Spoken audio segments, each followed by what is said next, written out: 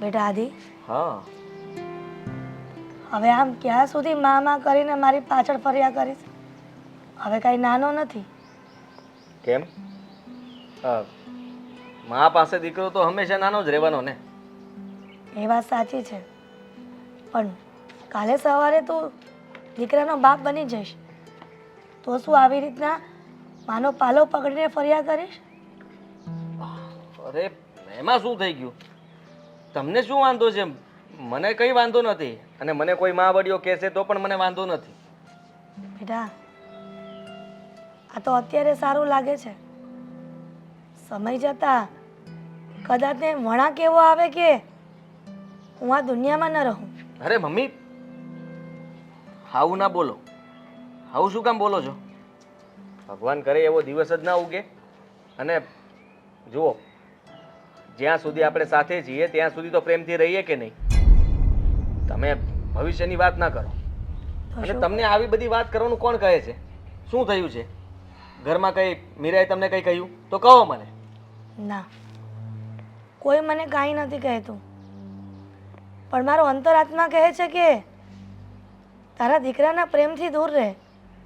તું તારા દીકરાનો સુખી સંસારમાં આગ લગાડી રહી છે, અને જે દિવસે તું આ દુનિયામાં નહીં રહીને તો તારા દીકરાઓ બેમાંથી એક પણ તારા વગર નહીં જીવી શકે. અને હું મરીશ ને તો પણ મને આત્માને શાંતિ નહીં મળે દીકરા. હા હા, તમે ચિંતા ના કરો. હા, આવીએ છીએ. ના ના, હા ઓકે સર, ઓકે ઓકે. આ મમ્મીને સમજાવ ને. કેમ, શું થયું છે? શું વાત છે મમ્મી? શું શિખામણ આપતા હતા મોટા ભાઈને? કહે છે કે હું આ દુનિયામાંથી જતી રહીશ પછી તમે મને ભૂલી નહીં જાઓ, અને તમે છે ને મારા પ્રત્યે પ્રેમ ઓછો કરી નાખો અને તમારી પત્નીને વધુ પ્રેમ આપો. સાચું જ કીધું ને. શું સાચું કીધું છે? આવી બધી વાતો કરવાની છે મમ્મી? કંઈ પણ જુઓ, જ્યાં સુધી તમે જીવતા છો ને, અને આમ પણ તમારે ક્યારેય પણ ફરવાનું નથી મમ્મી. આમ પણ તમારા વગર અમે જીવી નહીં શકીએ, એ વાત તો જાણો છો ને તમે. એટલા માટે જ કહી રહી છું, શિખામણ આપી રહી છું કે મારા વગર તમારે જીવવું પડશે. અને અને શું શું? અને મોટા ભાઈ છોડો ને. આ મમ્મી તો જ્યારે હોય ત્યારે એકને એક વાત લઈને બેસે છે કે હું મરી જાઉં પછી આમ થશે તેમ થશે. કઈ થવાનું સમજાતું નથી. નથી મને કે મમ્મીને થયું છે શું. ખબર નહીં કેમ હમણાંથી આવી જ વાતો કરે છે. અને આ મને તો ખબર એ નથી પડતી કે આ મીરા કે દામિની બહુ કંઈ કહેતા નથી ને. મમ્મી એ પણ ના પાડે છે કે ના, એ લોકોએ મને કંઈ નથી કહ્યું. હશે, હવે મમ્મીના મનમાં આવા અવનવા વિચારો આવતા હશે. પણ મોટા ભાઈ, પોલીસ સ્ટેશનમાંથી ફોન હતો. કહેતા હતા કે કઈ પ્રોસિજર છે, આપણને બોલાવી રહ્યા છે. હા, હવે તે ગાડી ભટકાડી હતી ને તો એના માટે ત્યાં હાજર થવાનું હશે, બીજું શું હોય. અને આ વીમા એજન્ટને ફોન કરી દે, કહી દે એને પણ કે પોલીસ સ્ટેશનથી ફોન આવ્યો છે. પણ એ તો મને કહેતો હતો કે હજી વાર લાગશે. આ જનક કેમ પોલીસ સ્ટેશનથી ફોન આપ્યો? મોટા ભાઈ, મને થોડી ખબર હોય હવે કેમ ફોન આવ્યો છે, શું પૂછવાનું છે. આ તો ફોન આવ્યો એટલે મેં કીધું કે તમને વાત કરું. આમ પણ જો હું એકલો ત્યાં જઈશ ને તો અવનવા સવાલો પૂછશે, અટવાઈ જઈશ. એના કરતાં ચાલો ને આપણે બંને ભાઈઓ છીએ. હા, હવે હું આવું છું સાથે. પણ આમ તો હું મમ્મી સાથે બેઠો છું, તું જાને. એક કામ કરો, તમે જાઓ, મમ્મીની પાસે હું બેસું છું. હા, ના ના, ચાલ હું પણ આવું છું સાથે. આપણે બંને જઈ આવીએ. હા તો ચાલો જઈએ. મમ્મી, હા, અમે આ થોડું કામ પતાવીને આવીએ. ત્યાં સુધી છે ને તમે એવું હોય તો અમારી સાથે ચાલો. હા, તમને છે ને મંદિરે મૂકતા જશું. હમણાંથી તમે મંદિરે પણ નથી જતા, ખબર નહીં? બેટા, હું મંદિરે એકલી જઈ આવીશ. હા, તમે બંને ભાઈઓ જે પોલીસ સ્ટેશનનું કામ છે ને એ પતાવી આવો. મમ્મી, આ તમે મંદિરે એકલા ક્યારે જાઓ છો? હમ. હમણાંથી જતા જ નથી. આ દામિની અને મીરા ભાભી પણ એ જ કહેતા હતા કે મમ્મી મંદિરે જાવું તો કરે છે પણ જતા તો છે નહીં. હા, થયું છે શું? આ મંદિરે જવાનું બંધ કરી દીધું છે. આવા બધા વિચારો કરો છો, અને તબિયત પણ તમારી સારી છે. હા, બરાબર વાત છે. હા, તમે આ બધું વિચારો નહીં ને. આ કહ્યું ને કે હું એકલી મંદિરે જઈ આવીશ. તમે બંને ભાઈઓ જે કામ છે ને એ પૂરું કરી આવો. ઠીક છે મોટાભાઈ, ફરી પાછો ફોન આવ્યો છે. હા હા, અરે ના ના, આવીએ જ છીએ, રસ્તામાં છીએ. ઓકે સર, ઓકે, જલ્દી જલ્દી આવીએ. અચ્છા, હા મમ્મી અમે જઈ આવી. હા હા બેટા, પણ બંને સાચવીને જજો. હા મમ્મી, ચાલો મોટાભાઈ, જલ્દી.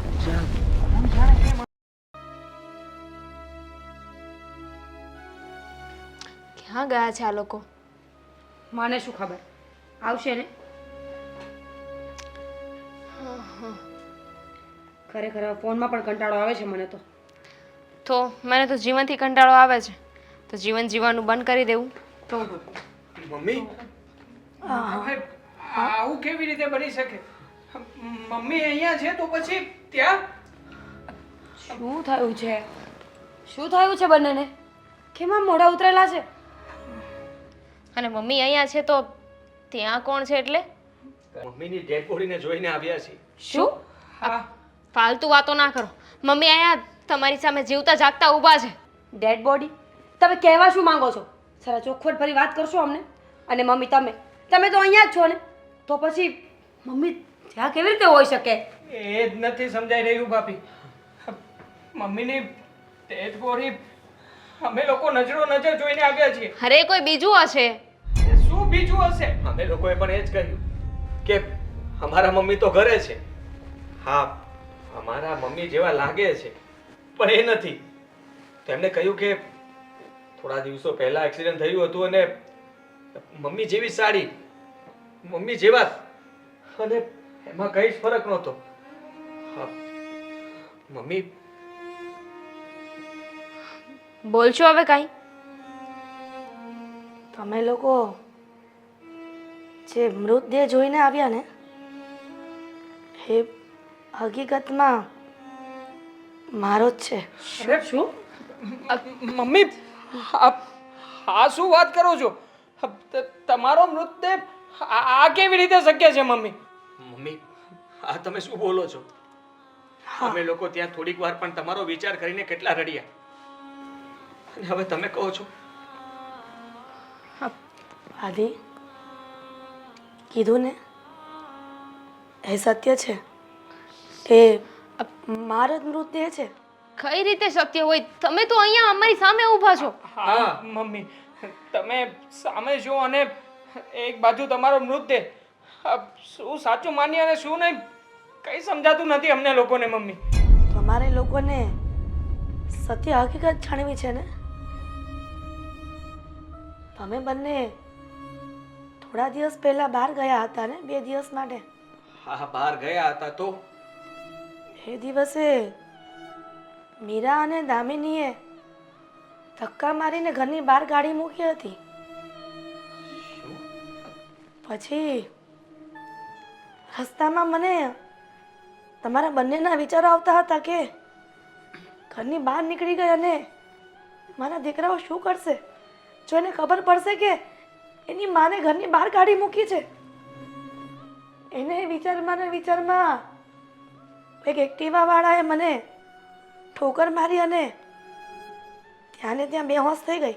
પછી ખબર નહીં, તમારા બંને દીકરાઓનો પ્રેમ મને અહીંયા લઈ આવ્યો પાછો. તમે જ કહો, હું તમારા વગર કેવી રીતે જીવી શકીશ? એટલે મમ્મી તમે એવું કહેવા માંગો છો કે તમારું એક્સિડન્ટ થયું અને તમે ત્યાં જ મૃત્યુ પામી? તો સામે ઊભા છે એ અમારા મમ્મી નહીં પણ મમ્મીની આત્મા છે. કહ્યું હતું ને કે તમે બંને મારો જીવ છો. મીરા, મમ્મી, કહ્યું હતું ને કે તમે લોકો જે કરી રહ્યા છો ને એ ખોટું કરી રહ્યા છો.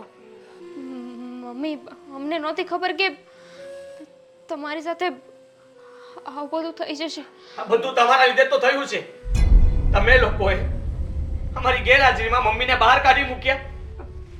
આવું કોણ કરતું હશે?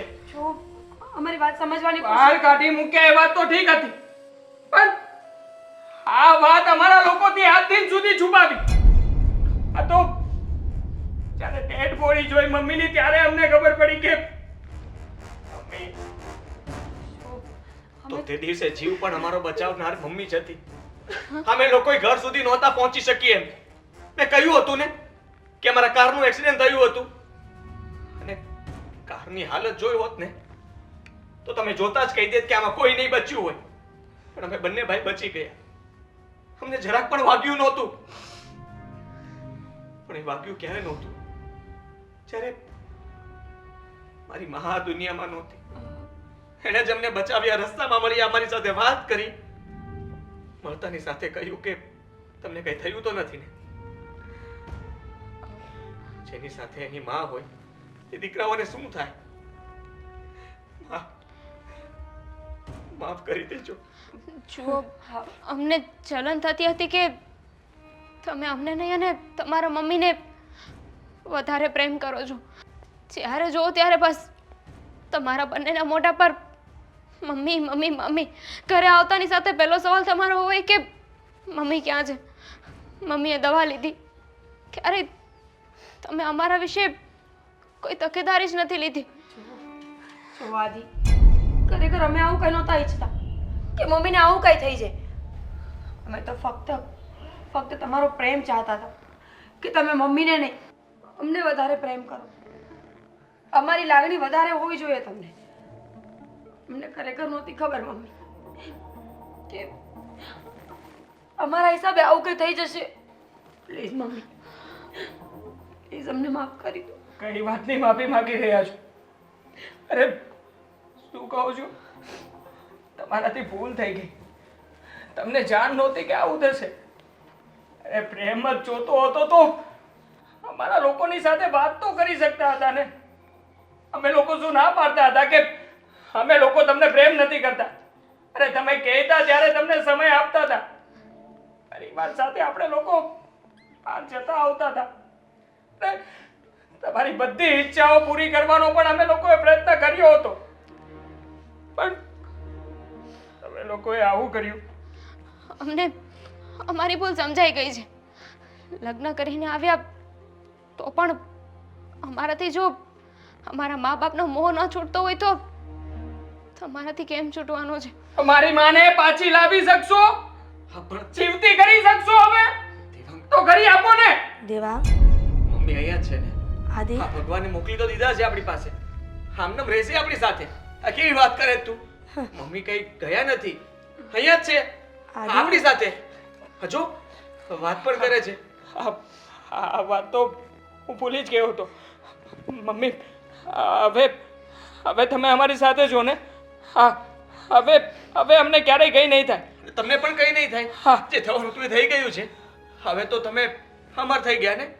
હંમેશા અમારી સાથે રહેશો. આદિ, હા તારો વહેમ છે. હવે મારો સમય પૂરો થઈ ગયો છે. તમને લોકોને ખબર પડી ગઈ ને શું ઘટના બની હતી? પણ ચિંતા ન કરતા, આત્મા તો અમર છે ને. મારું ખોડિયું આ દુનિયામાં નથી. પણ હવે આ બદલો આ બંને વહુઓ સાથે ન લેતા, નહીતર મારી આત્માને શાંતિ નહીં મળે. બસ હવે મારે જે જગ્યા પર જવું છે ને એ જગ્યા પર જતી રહીશ.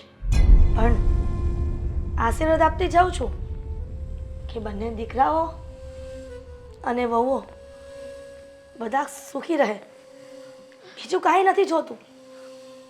હવે મને રજા આપો.